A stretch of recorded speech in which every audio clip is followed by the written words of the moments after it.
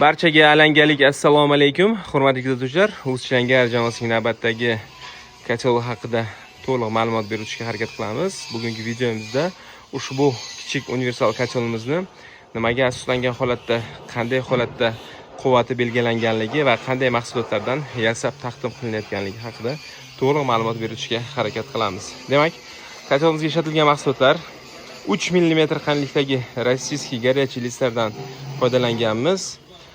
Xo'p, ushbu kacholimizning quvvati 10 kW quvvatda yasab taqdim qilinadi. Nima asnoda aynan 10 kW quvvatga egaligi haqida demak to'liq ma'lumot berishga harakat qilamiz. Buning uchun kacholimizning ichki strukturasi bilan birinchi tanishib o'tamiz. Kacholimizning ichki ko'rinishi aynan shu holatda yasab taqdim qilingan. Demak, buyurtmaga asosan buyurtmachilarimiz asosan gazda ishlaydigan kachol va favqulodda holatda o'tinda ko'mirda ishlash imkoniyatiga ega bo'lgan kachol so'rashganda aynan mana shu kacholimizni 100 kvadrat metr joyini qizdirish maqsadida tavsiya qila olamiz. Mana bu yerda ko'rib turganlaringizdek ma'lum sig'imga ega ko'mirxona hosil qilingan, bir satil ko'mir qabul qilish imkoniyatiga ega. Seplatmeniklari pastda 3 qator, yuqorida bir qator turba va bitta papkadan iborat. Ana yuqorida mo'ri o'rni ko'rinyapti. Pastki eshigi esa bu yerdan garelka qo'yiladi. Kacholimiz favqulodda holatda o'tin ko'mirda ishlayotgan vaqti mana shu eshigi kuldon vazifasini bajaradi. Xo'p, kachol orqasida ikkita tenga joy qoldirilgan, chap yoki o'ng tarafdan talabga qarab, buyurtmaga qarab turib ikkita elektr ten qo'yib berish imkoniyatiga ega bo'lamiz. Ya'ni kim o'rnini ochib berish imkoniyatiga ega bo'lamiz. Xo'p, eslatib o'taman, kacholimizga 3 mm qanlikdagi rossiyskiy горячий listlardan list ishlatganmiz. Kachol ichidagi turbalarimiz 208 mm qanlikdagi shofsiz turbalar. Xo'p, ayni bu kacholimizda tsink urilgan, ya'ni ichi va usti ham otsinkovniy ishlovga ega bo'lgan 25 mm diametrdagi sifatli turbalardan foydalanganmiz.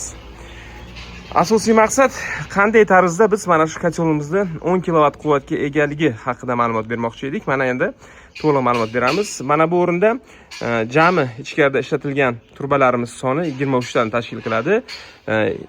Demak, uzunligi kachol ko'mirxonasining ichining, ya'ni eniga 24 cm tashkil qiladi.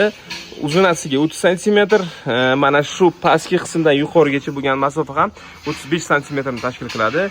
Ana shu holat bo'yicha ishlatilgan turbalarimizni umumiy yuzasi 0,4 metr kvadratni hosil qiladi. Ichkarida hosil qilingan kvadrat yuza esa ham 0,4 metr kvadratni hosil qiladi. Jami bo'lib bu kacholimiz ichida issiqlik qabul qiluvchi yuza 0,8 metr kvadratni tashkil qiladi. Ya'ni salkam 1 metr kvadrat yuza hosil qilinadi. Jahon standartlari bo'yicha ushbu ko'rsatkich asosida yasalgan kachollarimizda demak kilovat hisobida agar oqma gaz holati bo'yicha hisoblaydigan bo'lsak 10 kilovatdan 12 kilovatgacha bo'lgan quvvat berish imkoniyatiga ega bo'ladi. Minimal holat bo'yicha agar seplatmeniklarimiz oralari kattaroq ochilgan vaqtda 8 kilovatdan 12 kilovatgacha bo'lgan quvvatni olish imkoniyatiga ega bo'lamiz. Biz mana shu ko'rsatkichlarga asoslangan holatda o'rtacha 10 kW, ya'ni 100 metr kvadrat joyni qizdirish quvvatiga ega holatda kacholarimizni asosiy faktorga asoslanib, ya'ni mana shu jahon standartlari asosidagi formulalarga asoslangan holatda sizga taqdim qilish imkoniyatiga ega bo'lamiz. Ya'ni kim bu narsani biz o'ylab topmaganmiz. Bu dunyo tajribasida, dunyo standartlarida kiritilgan standartlar asosida kacholarimizni barchasi aynan shu standartlar asosida hisob-kitoblarga asoslanib yasab taqdim qilinadi.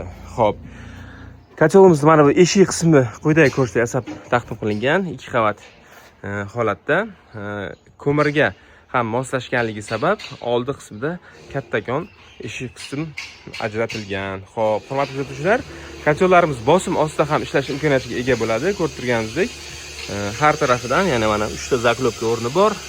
Orqa tarafda ham 3 ta zaklopka o'rni bor. Bu yon boshda ham 3 ta zaklopka o'rni hosil qilingan. Ya'ni kim kachollarimiz bosim ostida ham ishlash imkoniyatiga ega bo'ladi. Har bitta kacholimiz, ustaxonamizda yasalgan har bitta kacholimiz 3 atmosfera davleniyada sinovdan o'tadi va undan so'ng demak sotilish jarayoniga tavsiya qilinadi. Hurmatli kuzatuvchilar, bugungi kunda ushbu kacholimiz narxi 2026-yil bosh hisobidan demak 2,5 million so'mga yasab taqdim qilingan.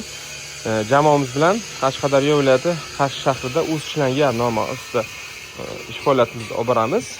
Jamoamiz bilan nafaqat gazovoy kotollar, balki har xil quvvatdagi, har xil turdagi o'tinda va ko'mirda qattiq yoqilg'ida ishlaydigan kotollarni yasab taqdim qilish imkoniyatiga ega bo'lamiz.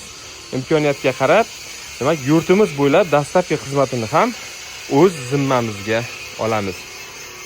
Hurmatli kuzatuvchilar, o'ylaymanki, ushbu kotolimiz haqida to'liq ma'lumot berishga muvaffaq bo'ldik. Yana bir video davomida bir tushunchaga aniqlik kiritib ketaylik. Aytaylik, orqa tarafda turgan gazovoy kotollarimiz faqat gazga asoslangan kotollar. Ushbu holatda mana shu kotolimiz bilan mana o'rtada turgan 10 kilovatlik kotolimizni quvvati bir xil bo'ladi. Bu haqida keyingi videolarimizda to'liq ma'lumot berib o'tish imkoniyatiga ega bo'lamiz. Bizni kuzatib boring. Maksimal darajada harakat qilamiz. Kotollarimizni professional o'lchamlar asosida, professional tushunchalar va standartlar asosida yasab sizga taqdim qilayotganimizni videolarimiz davomida demak ma'lumot berishga harakat qilamiz. Sog' bo'ling, salomat bo'ling. Keyingi videolarda uchrashguncha omon bo'ling.